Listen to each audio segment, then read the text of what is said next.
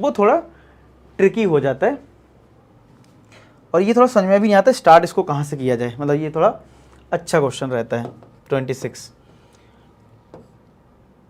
अगर आप देखोगे तो 26 आपको समझ में नहीं आएगा, मतलब स्टार्ट हम कहाँ से करें। ठीक है, आगे तो सोचो, जब तक मैं इसको स्क्रीन पे ले लूँ।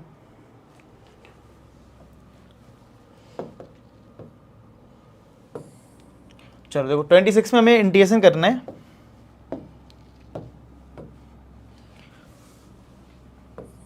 जीरो से π/2 cos square x upon cos square x plus 4 sin square x. अच्छा, इसमें आपको डाउट आ सकता है कि सर क्या प्रॉपर्टी लगा सकते हैं, क्योंकि π/2 इस बार है। तो चलो सोच लेते हैं माइंड में। अगर मैंने प्रॉपर्टी लगाई, चलो मैं आपको बताता हूँ करके कि कैसे क्यों नहीं लगेगी, देना।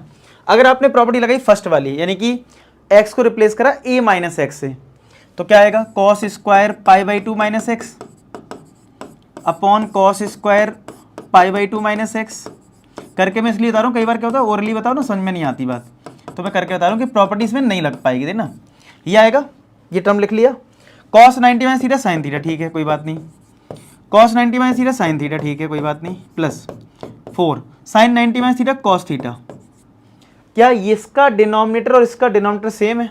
क्योंकि आपको अगर याद हो, आपने 10th जो एक्सरसाइज की है जिसमें प्रॉपर्टी लगाते हैं a माइनस एक्स वाली, तो हम जब प्रॉपर्टी लगा देते हैं लेकिन डिनोमिनेटर पार्ट सेम रहता है तो ऐड करने में आसान रहता है। आप बताओ क्या यहाँ पे डिनोमिनेटर पार्ट सेम है? नहीं है ना, यहाँ साइन स्क्वायर है तो यहाँ कॉस स्क्वायर है, यहाँ 4 के साथ साइन स्क्वायर है, यहाँ कॉस स्क्वायर, इसका मतलब एलसीएम तो मिलेगा नहीं, तो और टफ हो जाएगा। ठीक है, तो ये जो माइंड में आ रहा था प्रॉपर्टी वाला लॉजिक, तो वो तो नहीं लगना है।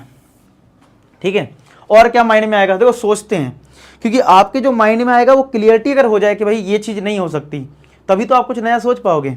अब किसी के माइंड में आ रहा होगा कि कॉस स्क्वायर से डिवाइड कर दें, अच्छा चलो कर दिया, यहाँ डिवाइड करोगे तो 1, यहाँ करोगे तो 1, यहाँ आएगा tan स्क्वायर एक्स। अब प्रॉब्लम ये है कि अब इसको सॉल्व कैसे करोगे, अगर tan x को t मानोगे तो ऊपर sec स्क्वायर एक्स नहीं है, तो ये वाला लॉजिक भी फेल हो गया। अब और कुछ बचता नहीं है।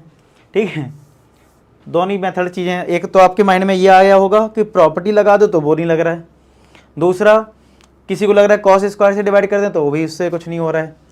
तो अब हम पहले क्या करेंगे, इस चीज़ को ना थोड़ा सिंप्लीफाई करते हैं अलग से, यानी cos square x upon cos square x plus 4 sine square x को थोड़ा सिंप्लीफाई करने की कोशिश करते हैं। कैसे करें, तो ये भी कॉस स्क्वायर एक्स है, ये भी कॉस स्क्वायर एक्स है, तो इसको भी कॉस स्क्वायर बना लेते हैं, फिर देखते हैं क्या होता है। तो भाई इसके लिए हमने क्या किया,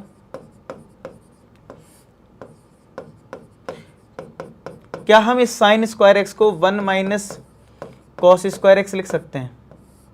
ठीक है, मतलब साइन स्क्वायर एक्स को हमने क्या लिख दिया, 1 माइनस कॉस स्क्वायर एक्स। अब तो ये कितना आ जाएगा, cos square x upon cos square x plus 4 का अंदर मल्टीप्लाई कर दो, यानी 4 माइनस 4 कॉस स्क्वायर एक्स। तो फाइनली कितना आ जाएगा, कॉस स्क्वायर एक्स अपॉन ये आ जाएगा माइनस का 3 कॉस स्क्वायर एक्स प्लस का 4, यही तो आएगा।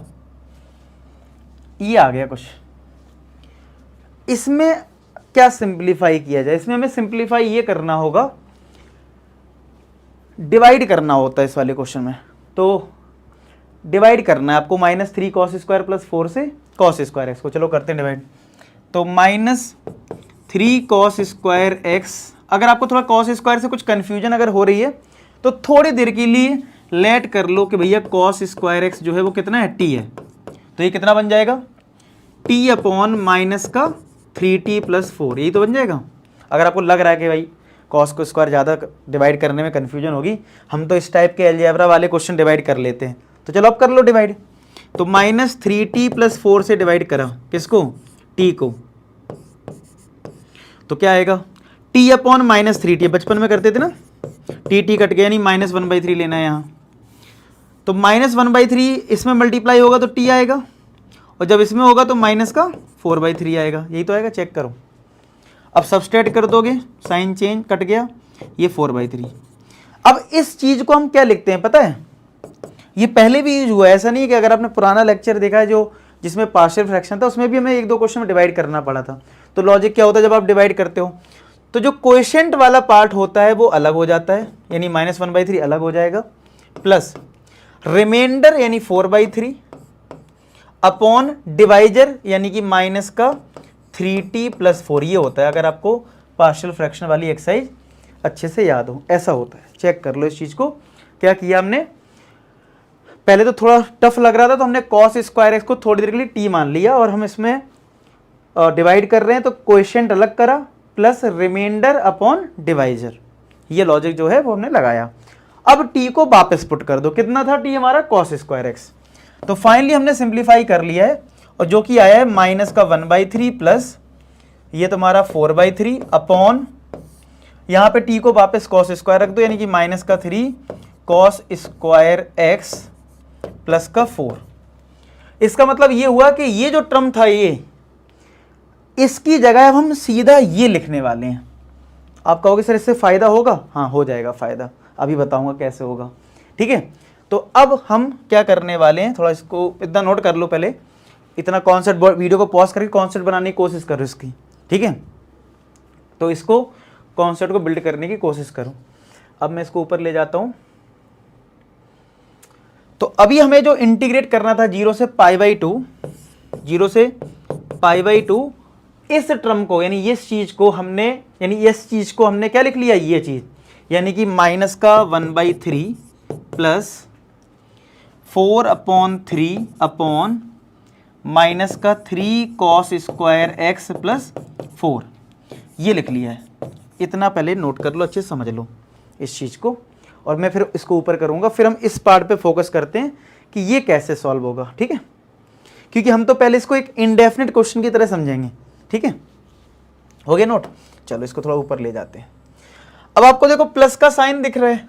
ठीक है, तो हम इसमें एक तो इंटीग्रेशन अलग अलग कर लेते हैं, यानी 0 से π/2 और माइनस का 1/3 का होगा, और एक हमारे देखो ये भी माइनस ही हो जाएगा वैसे। चलो पहले अंदर ही थोड़ा सॉल्व कर लें क्या कुछ, एक मिनट। 0 से π/2 माइनस का 1/3, ये जो प्लस का 4/3 है ये तो ऐसे बाहर लिख सकते हो इस तरीके से, और ये हो जाएगा 1 अपॉन, ये कुछ नहीं तो इंटू 1 तो है ही ना, माइनस का 3 cos स्क्वायर एक्स प्लस का 4, जैसे थोड़ा इजी दिखने लगे आपको। अच्छा अभी गलती करने वाला था मैं, माइनस इधर लेने वाला था, जबकि ये डिवाइड में है, ये उधर जाएगा भी नहीं। ठीक है, सही रहा, नहीं लिया था। ठीक है, अब चलो अलग अलग करते हैं इंटीग्रेशन, यानी कि इसका अलग 0 से π/2 प्लस ये 4/3 कॉन्स्टेंट टर्म में बाहर आ जाएगा, और 0 से π/2 1 अपॉन माइनस का 3 cos स्क्वायर एक्स प्लस का 4 dx। अब आपकी इतनी प्रैक्टिस हो गई होगी। चलो इतना देखो, समझ में आया इतना तक। ठीक है, अब प्रॉब्लम आएगी कि यार ये तो ठीक है, कोई दिक्कत नहीं है, माइनस 1/3 बाहर आ गया, 0 से π/2 तो 1 बचेगा, और 1 का इंटीग्रेशन x होता है, तो ये तो हो जाएगा। इसका कैसे करा जाए, है कि नहीं, इसमें प्रॉब्लम आएगी। तो इसमें याद रखो, अगर अकेला cos स्क्वायर एक्स का टर्म है, चाहे 3 मल्टीप्लाई में हो, चाहे कुछ हो ना हो, चाहे 1 लिखा हो, ऐसे में आप न्यूमरेटर में और डिनोमिनेटर में cos स्क्वायर से डिवाइड कर देना, आपका क्वेश्चन सॉल्व हो जाएगा। तो 1 अपॉन cos स्क्वायर एक्स मैंने इसमें डिवाइड करा, माइनस 3 cos स्क्वायर पहले से था, यहाँ पे भी cos स्क्वायर एक्स से डिवाइड करूँ, और 4 में भी cos स्क्वायर एक्स से डिवाइड करूँ। मतलब ये रूल याद रखो, मतलब अगर इस टाइप का इंडेफिनिट इंटीग्रेशन आ जाए तो ऐसे क्वेश्चन में हम cos स्क्वायर एक्स से डिवाइड करते हैं। ये रूल आप अपने माइंड में सेट कर लो। ठीक है, अब देखो इससे क्या रिजल्ट आने वाला है, करते जाओ सॉल्व मेरे साथ साथ।